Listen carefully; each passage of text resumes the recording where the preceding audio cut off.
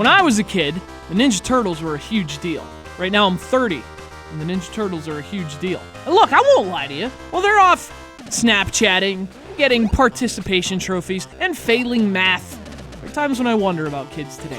But then I see those kids wearing Ninja Turtles hoodies, running down the sidewalk against their mother's will, and doing ninja kicks. Frankly, it brings a tear to my eye. The fact that today's kids are at least with it enough to know that the Ninja Turtles are the hugest deal ever, well, I guess that makes them worth keeping around. Perhaps there's hope. Only now we need to get them better Ninja Turtles games. We at least owe future generations that. Games like TMNT 2, back from the sewers. I want you to take notes, Activision.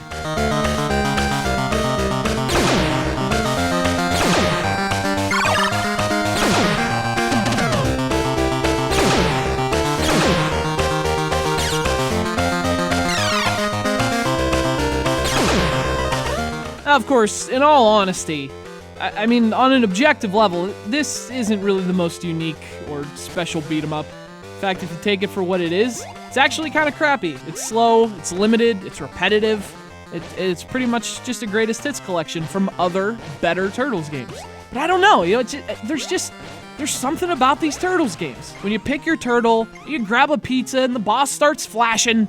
I don't know, something cool happens. Like, the sum is greater than the parts, It's kind of like, oh, there are turtles in the sewer and someone dropped a can or something? Who cares? No, Dick. It's more than that. It's turtle power.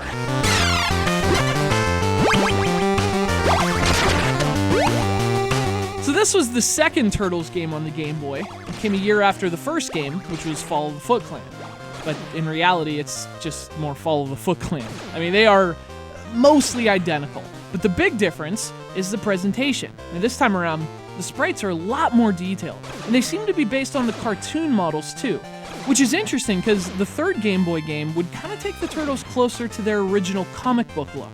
But anyway, in terms of presentation and visual polish, this one was definitely an improvement over Fall of the Foot Clan. Just really solid stuff for the Game Boy.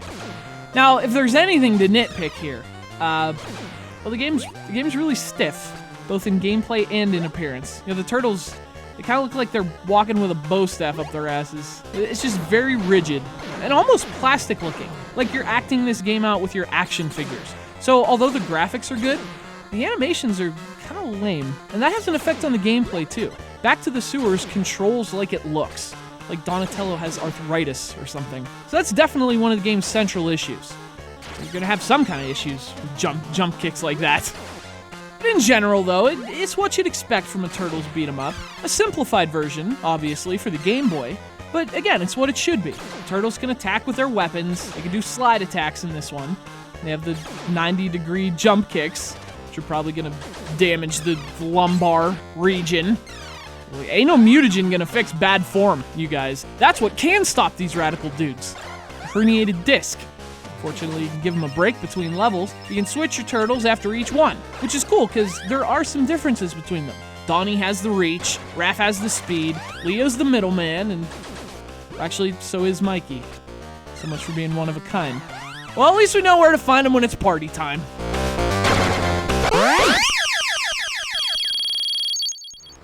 The game's very short. There's only about 6 levels or so. Like I said, there are moments that just feel lifted from other Turtles games. In fact, it even uses some of the music from other games too. But like I said, there's something about these Turtles games that they just get a pass on things like that. Any other series, and you'd be like, oh, this is repetitive, this sucks. But the sprites happen to be Turtles, the health happens to be pizza, boss happens to be Bebop. Oh, cow a freaking booyakasha, this game rules. Well, I wouldn't go that far. Flaws are still there, the combat's still repetitive, the gameplay's still stiff. Look, the Turtles are still the hugest deal ever. Even today's kids know that. And chances are, if you're aware of it too, you'll have a good time with TMNT 2, back from the sewers. And a very special thanks to Satoshi from Chester, Virginia, for sending this to the show, as well as to all of today's kids who are keeping turtle power alive. The fact that you have toys to buy means I have toys to buy. Although participation trophies, those don't get you limited edition action figures. A job does. So what I'm saying is, just get out of my way at the toy store.